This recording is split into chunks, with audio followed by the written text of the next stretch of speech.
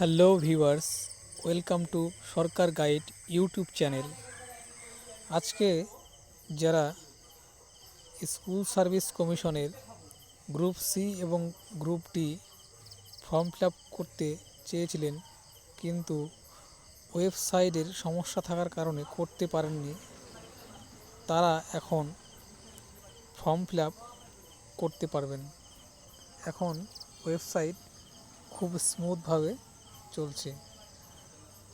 সেই জন্য প্রথমে আপনাকে ওয়েস্ট বেঙ্গল স্কুল সার্ভিস কমিশনের ওয়েবসাইটে যেতে হবে।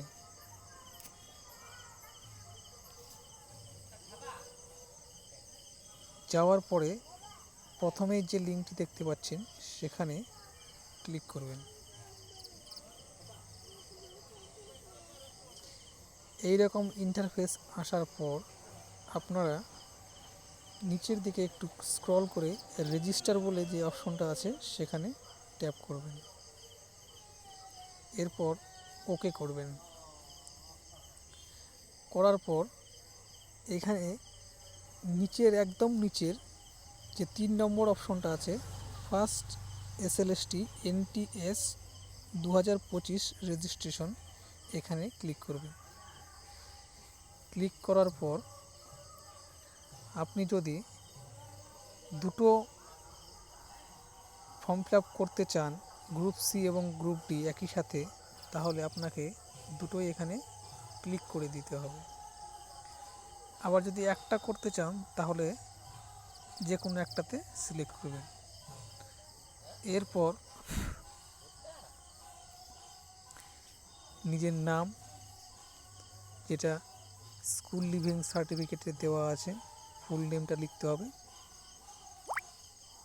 ফাদার্স নেম অথবা মাদার্স নেম তারপরে লিখতে হবে।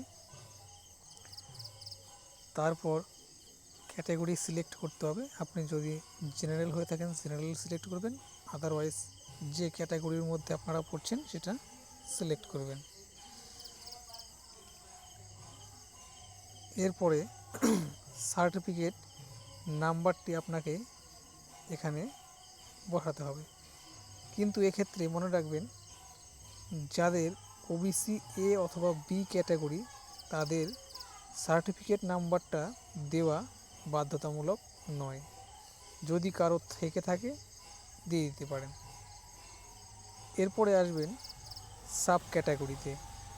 এখানে ক্লিক করলে আপনি কোন ক্যাটাগরির মধ্যে পড়ছেন সেটা আপনি এখানে বসিয়ে দেবেন।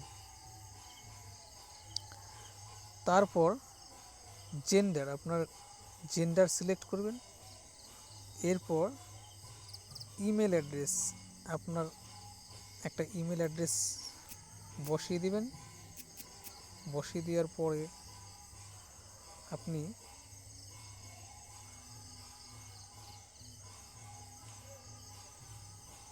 মোবাইল নাম্বার দিবেন। মোবাইল নাম্বার দেওয়ার পরে এখানে আপনি ডেট অফ বার্থ বসিয়ে দেবেন। যেহেতু আমি এটা ফর্ম ফিল আপ করছি না, সেই জন্য আমি পুরোপুরি ডিটেলস বসাচ্ছি না। এখানে আপনি আপনার ডেট অফ বার্থ এখান থেকে সিলেক্ট করে বসিয়ে দেবেন।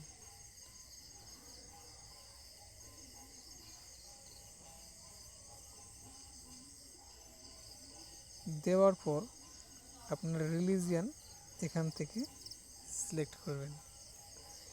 এরপরে আপনার কমিউনিকেশান ডিটেলস, সেখানে অ্যাড্রেস লাইন 1-এ আপনি আপনার হাউস নাম্বার এবং ভিলেজের নাম লিখতে পারেন এখানে।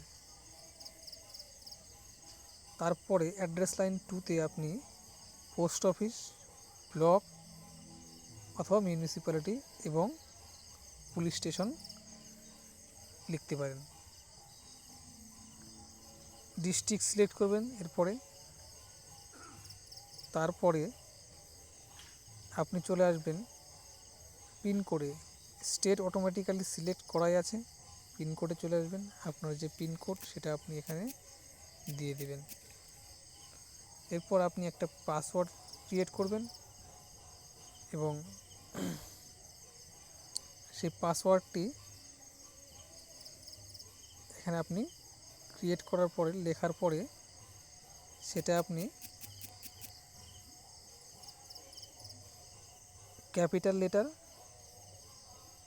স্মল লেটার এবং স্পেশাল নিউমেরিক নাম্বার দিয়ে আপনাকে সেটা করতে হবে।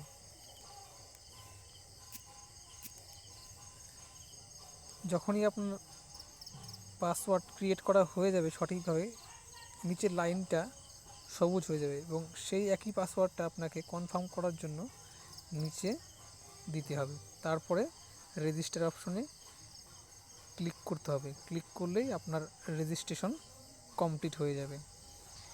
এর পরবর্তীতে আপনাকে সেই রেজিস্ট্রেশন আইডি দিয়ে লগ ইন করে আপনাকে ফর্ম পূরণ করতে হবে। তো এখন এই পর্যন্তই। পরবর্তীতে যখন ফর্ম ফিল আপ করবো তখন আপনাদের পরবর্তী স্টেপগুলো বলে দেওয়া যাবে। ভিডিওটি দেখার জন্য ধন্যবাদ।